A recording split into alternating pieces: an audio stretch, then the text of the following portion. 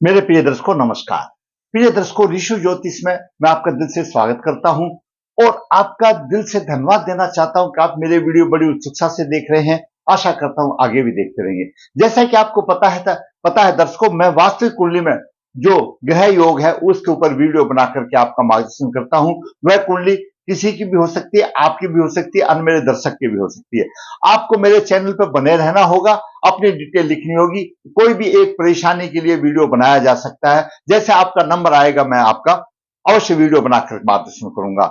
सटीक भविष्य फल के लिए तो वर्क कुंडली भी देखना आवश्यक है, वो संभव नहीं है। वो मैं पत्रिकाएं में लिखता हूं। जो इच्छुक चाहता है पत्रिका लिखाना संपर्क कर सकता है। मेरी पत्रिकाएं डिटेल होती है और जीवन भर का मार्गदर्शन कर देती है। रोग दोष जो भी उसमें है सब कुछ है, जीवन भर का लेखा जोखा सब उसमें आ जाता है। कन्या विभाग, कन्या के लिए या पुरुष के लिए गुण मिलान आदि वो भी मैं व्हाट्सएप द्वारा भेजता हूं। आप संपर्क कर सकते हैं। किसी प्रकार का मुहूर्त के भी आपका मार्गदर्शन करता हूं, आप संपर्क कर सकते हैं। ऋषि ज्योतिष नर्मदा जी के तट के नजदीक यहाँ पर काल सर्प पित्रोस की पूजा की जाती है। जो इच्छुक संपर्क कर सकता है वो कर सकता है, अवश्य उसका मार्गदर्शन किया जाएगा। आज के वीडियो में हम बहुत ही एक ज्ञानवर्धक वीडियो है।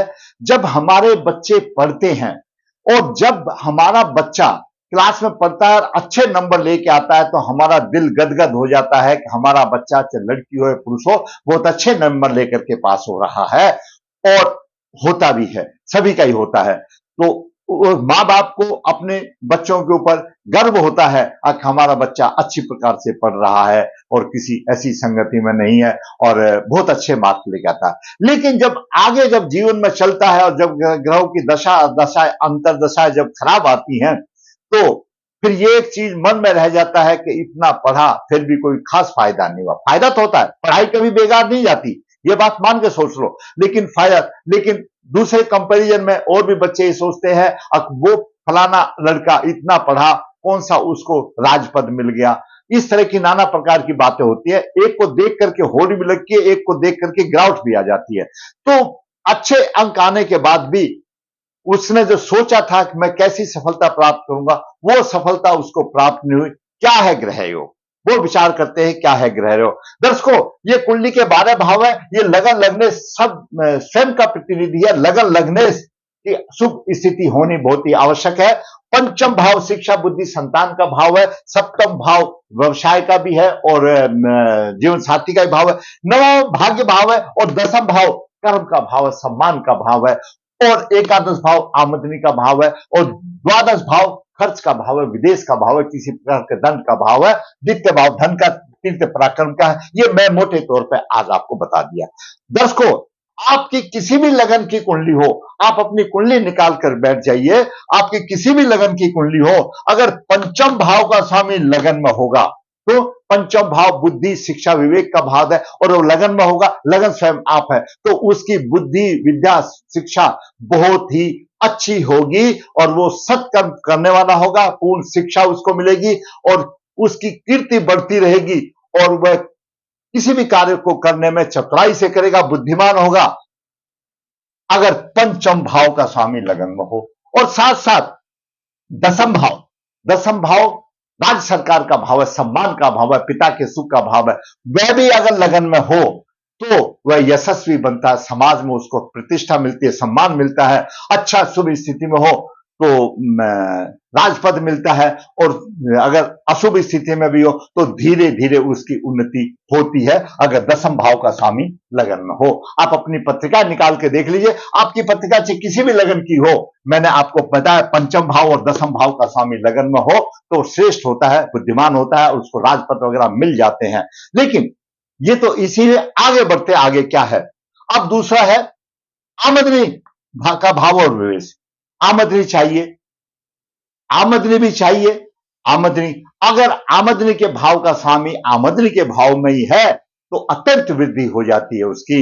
आमदनी के भाव का स्वामी आमदनी के भाव में या आमदनी के भाव को कोई ऐसा ग्रह देख रहा है जो कारक है वृद्धि करने वाला। कहने का मतलब आमदनी के भाव का स्वामी तगड़ा तगड़ा होना चाहिए।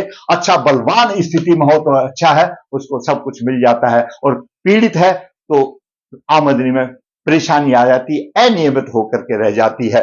एकादश भाव का स्वामी और एकादश भाव दोनों, तो आमदनी तो मिल रही है। तो मैंने लगन बता दिया, मैंने पंचम भाव बताया, दसम भाव बताया लगन में हो, और आमदनी का भाव भी शुभ स्थिति में हो।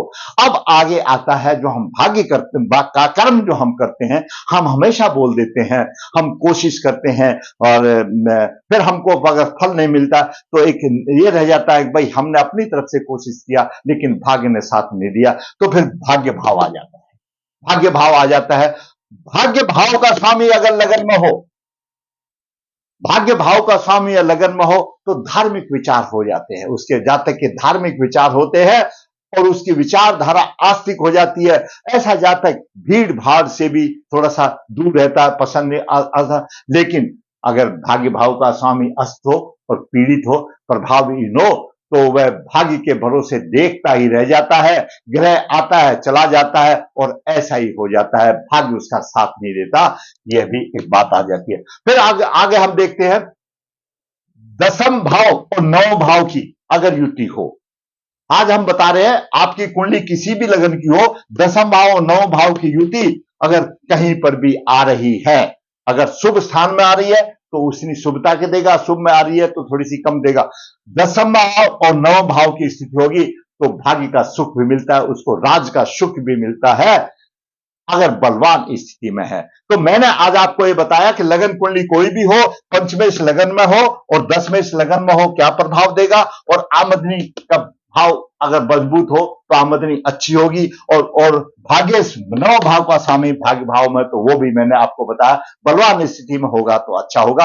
अगर भाग्य अस्त होगा, पीड़ित होगा, तो फिर बैठा ही रहेगा, भाग्य के भरोसे कभी नहीं आएगा जब तक उपाय नहीं करेगा। और दसमेश और नवस की स्थिति हो तो भाग्य सुख और राज सुख मिलता है उसको, लेकिन वो दसमेश और नवेश आपके शुभ स्थिति में होने चाहिए। अब बात करते हैं संबंधित कुंडली में, शिक्षा में प्राप्त अंग अच्छे परंतु जीवन में सफलता की चाह पूरी नहीं हुई। 7 जनवरी 1988 का जन्म है, कृष्ण पक्ष 3, अश्लेषा चरण 3 गुरुवार को हुआ। अश्लेषा चरण 3 में चंद्रमा बलि होता है, अष्टमी तक बलि होता है। अश्लेषा नक्षत्र गणमूल नक्षत्र है, चलो उस बात को छोड़ दीजिए। लगन जन्म के समय पर मकर लगन उद्भव, मकर लगन के 23 डिग्री है, और लगन में शुक्र पंचम भाव का स्वामी है, दसम भाव का स्वामी है, 25 डिग्री लेकर के विराजमान है।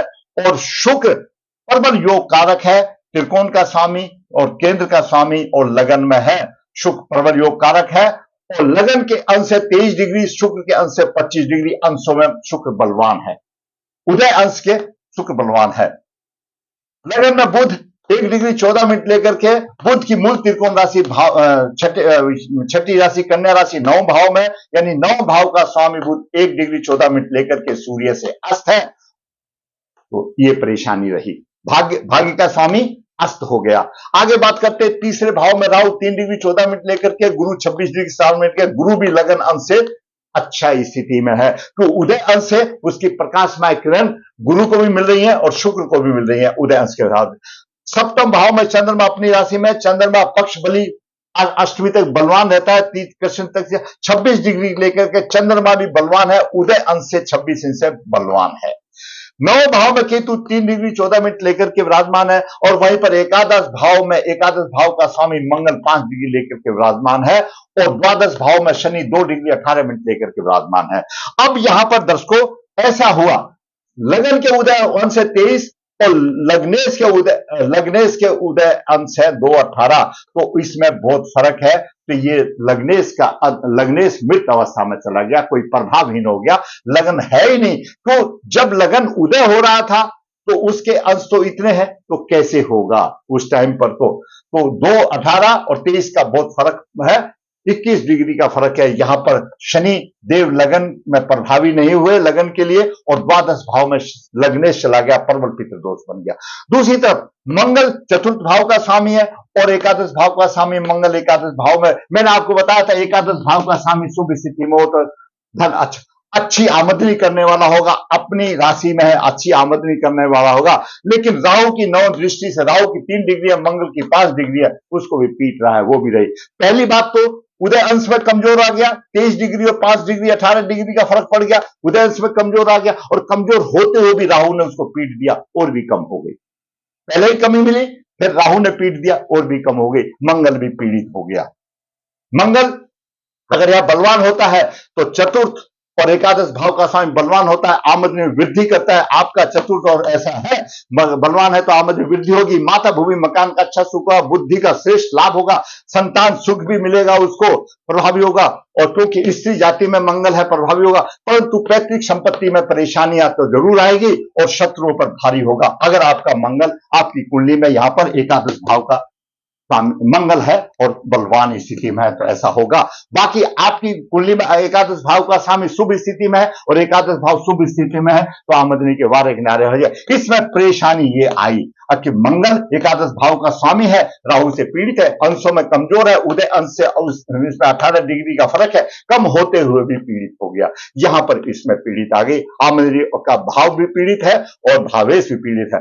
अब देखिए भाग्येश भाग का स्वामी भाग्येश बुध 1 डिग्री 14 मिनट लेकर के है, लगन में है, और केतु की 3 डिग्री है और केतु पंचम दृष्टि से यहां भी प्रभावी हो रहा। एक तो अस्त हो गया और दूसरा केतु से भी प्रभावी हो गया, उदय अंश भी कमजोर हो गए, यानी भाग्यहीन हो गया, भाग्य का साथ नहीं मिलता। अब हम दूसरी तरफ से अगर देखते हैं दर्शकों, शुक्र दशमेश है और नवेश बुध है।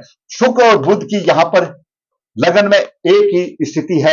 ज्योतिष शास्त्र ये कहता है दशमेश और नवेश की युति कहीं पर भी आपकी शुभ स्थान पर हो तो भाग्य का सुख और राज का सुख मिलता है। तो राज का सुख तो मिल रहा है, भाग्य का उसको कोऑपरेट नहीं कर रहा, तो इसलिए उसका राज का सुख भी कमजोर हो गया, जो भाग्य उसको नहीं रहा।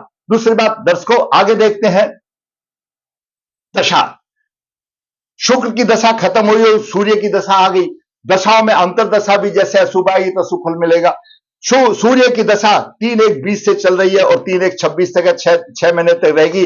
2020 से उसकी स्थिति और खराब हो गई, क्योंकि जन्म नक्षत्र अश्लेषा नक्षत्र, अश्लेषा से 22वां नक्षत्र कीट का स्वामी सूर्य विनाशकारी बना और सूर्य अष्टमेश है, अष्टमेश जब द्वादश भाव में चला गया और वहां पर शनि भी चला गया। शनि लग्नेश है, प्रबल पितृदोष हो गया, खर्चा अधिक हो गया और शनि भी यहां से अपनी डिग्री के हिसाब से, वैसे तो शनि का प्रभाव ही नहीं है, यानी 2 डिग्री पर क्या प्रभाव देगा, कुछ भी नहीं देगा। क्यों? उदय अंश से देखो दर्शकों, उदय अंश 23 है, शनि के 2 18 21 डिग्री का फर्क है, कोई प्रभाव नहीं मिला। 0 वाट भी उससे ज्यादा रोशनी देता है, रोशनी देता है। तो ये परेशानी रही उसको अच्छा व्यवसाय नहीं मिलने की। व्यवसाय में प्रतिष्ठा इसलिए नहीं मिली क्यों? लगन डूब गया, लग्नेश डूब गया। लगन तो बलवान है लेकिन लग्नेश डूब गया, मृत अवस्था में आ गया, अंश कम हो गए, बलवान करना पड़ेगा। और खास इस कुंडली में खास बात यह है, देखिए दर्शकों, सूर्य भी पीड़ित नहीं, चंद्रमा भी पीड़ित नहीं है, कोई भी ना सूर्य पीड़ित है ना चंद्रमा पीड़ित है। चंद्रमा भी बलवान है और सूर्य भी बलवान है, 22 डिग्री लेकर के उदय अंश से 23 बलवान है। अष्टमेश है, अष्टमेश को इतना नहीं। सूर्य धनु राशि में कृपा पात्र बनता है, दूसरों पर कृपा पात्र बनता है। धनु राशि में सूर्य अच्छा माना जाता है, किसी पाप ग्रह से पीड़ित नहीं है सूर्य। गुरु भी दर्शकों देखिए 26 डिग्री पर राहु 3 डिग्री, गुरु भी पीड़ित नहीं है, शुक्र भी पीड़ित नहीं है, चंद्रमा भी पीड़ित नहीं है और सूर्य भी पीड़ित नहीं है, शनि भी पीड़ित नहीं है। पीड़ित है तो सिर्फ एक मंगल है। मंगल का आप उपाय करें, लग्नेश शनि द्वादश भाव में पितृदोष निवारण करें, मंगल का उपाय करें और रत्न जिसको धारण करना चाहिए, शनि का और बुध का रत्न गले में ही धारण करें। शुक्र ऑलरेडी वहां पर मजबूत स्थिति में बैठा हुआ है, वल्ले वल्ले हो जाएगी, उसका व्यवसाय भी चमक जाएगा और जातक को जीवन साथी का सुख कितना अच्छा मिल रहा है, चंद्रमा अपनी राशि में। तो यह उसका कारण रहा, विनाशकारी नक्षत्र की दशा आ गई और भाग्य का उसको साथ नहीं मिला और लग्नेश उसका खड्डे में गिर गया। बलवान करना पड़ेगा, लग्नेश को बलवान करना पड़ेगा। कोई अलग्नेश अस्त नहीं है, अंशों में कम है, पितृदोष निवारण करके उसका सिर्फ रत्न डालने से हो जाएगा। बड़ी अच्छी कुंडली है, चंद्रमा भी बलवान है, सूर्य भी बलवान है, गुरु भी बलवान है, शुक्र भी बलवान है। कमी है तो एक मंगल पीड़ित है, उसको बचा लो। और एक शनि लग्नेश जो कि अशुभ स्थान में चला गया और कमजोर है, उसको अगर ऊपर उठा ले तो अच्छा राजपाट के ऐश करेगा, धन दौलत की किसी चीज की कमी नहीं रहेगी। मैंने एक होनहार पुरुष है, 28 12 36 साल की आयु है, गुरुजी बोलता है आपका वीडियो देखा तो समझ में आया कि भाई कुछ सलाह ले ले, उपाय तो हमने बहुत किए, भाई कुछ नहीं होगा, मैंने पहले ही बताया है। जो उपाय पहले आप पितृदोष लगने द्वादश भाव में है, पितृदोष हो गया, पितृदोष निवारण करें, उसके बाद उसका जब रत्न धारण करेंगे तो वो फल फूल करेगा। हाँ, शनि के कारक कर्म जरूर करने पड़ेंगे। मंगल पीड़ित है, मंगल के भी कारक कर्म जरूर पड़ेंगे। मंगल और राहु की शांति करानी पड़ेगी, आपकी राह आसान हो जाएगी। अगर आपको मेरा वीडियो अच्छा लगा, मैं कहूंगा लाइक करें, शेयर करें। और दर्शकों, हमेशा मैं कहता हूं, आपसे आग्रह करता हूं, भाई आपको अच्छा लगा है तो लाइक जरूर कीजिए। आप देखते हैं, लाइक कीजिए। आपका लाइक करना, आपका कमेंट्स में बॉक्स में 2 शब्द लिखना मेरे मनोबल को ऊंचा उठाता है। और जिसने मेरा चैनल सब्सक्राइब नहीं है, सब्सक्राइब करें ताकि मेरे चैनल की ग्रोथ हो और इसी प्रकार मैं आपसे वास्तविक पुण्य बना करके आपका मार्गदर्शन करता रहूं। धन्यवाद।